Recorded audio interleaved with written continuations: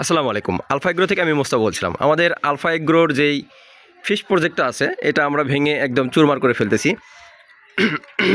আচ্ছা, আসলে আসল ঘটনা হচ্ছে ভেঙে চুরে ফেলতেছি বলতে সব কিছু ভেঙে ফেলতেছি একদম, বা ফিশ প্রজেক্টটা আমরা বাতিল করতেছি এমন না। আসলে রিপেয়ারিং একটা কাজ চলতেছে। এই যে বাঁশ দেখতেছেন, আমাদের যে উপরের যে ছাউনিটা ছিল এগুলো বেশ পুরাতন হয়ে গিয়েছিল, 2 বছর উপরে আর কি লাস্টিং করলো, বেশ ভালোই লাস্টিং করছে বাঁশ হিসেবে।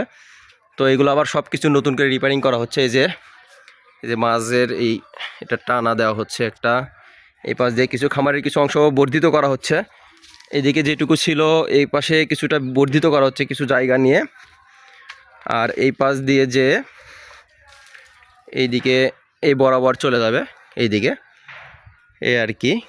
আর ভিতরের কিছু অংশেও আমরা আসলে কিছু আপডেট এনেছি। খামারের অনেক দিন হলো আর কি কোনো আপডেট দেওয়া হচ্ছে না, তো ভাবলাম যে খামারটা রিপেয়ারিং করতেছি, ভেঙে চুরে একদম করতেছি, নতুন করে আবার সব কিছু রেডি করা হচ্ছে।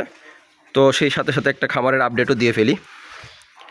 এই যে মাছ টাছ আছে, শীতকাল মাছ সব একদম ফ্রোজেন হয়ে আছে সব কিছু আর কি। হ্যাঁ, মানুষের মতো মাছও সব ফ্রোজেন হয়ে আছে, এই আর কি। মাছ টাছ আছে। এই যে এগুলো আমাদের বেডটার একটা সেট আপ দিয়েছিলাম, এটা আমাদের বেডটা সেট আপ, সবগুলোতে বেডটা আছে। ইনশাল্লাহ আবার শীতের পরে ইনশাল্লাহ সব কিছু রেডি হবে। এদিকে ড্রাগনের গাছ টাছ লাগাইছি। আর এখানে একটা আমার বিশাল যে একটা পুকুর ছিল, আমার আগের যে ভিডিওটা আপনারা দেখছেন, এখানে একটা বিশাল একটা পুকুর কিন্তু ছিল। হ্যাঁ, এই পুকুরটা অলরেডি আমরা ভেঙে ফেলছি। বেশ 2-4 মাস আগে যারা আমার খামারে এসেছিলেন, এখন আসলে অনেকে একটু নতুন ভাবতে পারেন যে এখানে একটা বিশাল একটা পুকুর ছিল। পুকুরের যে অংশটা এটা ভেঙে ফেলছি। এখানে আর কি টোটালি গাপ্পির একটা সেট আপ করা হবে এখানে। আর এই পাশের যে 10টা এখানে ছিল, অনেকগুলো হাউস ছিল এখানে, এইটুকুতেও অনেকগুলো হাউস ছিল, আপনারা দেখছেন আমার আগের যারা ভিডিও দেখছেন। এখানে কিন্তু 10টা হাউস ছিল, এই 10টা হাউসও ভেঙে ফেলছে। এখানেও আলাদা একটা প্রজেক্ট করা হবে মাছেরই আর কি। এইটুকু আর এইটুকু, এটাতে মেইনলি হচ্ছে গাপ্পির একটা সেট আপ করা হবে।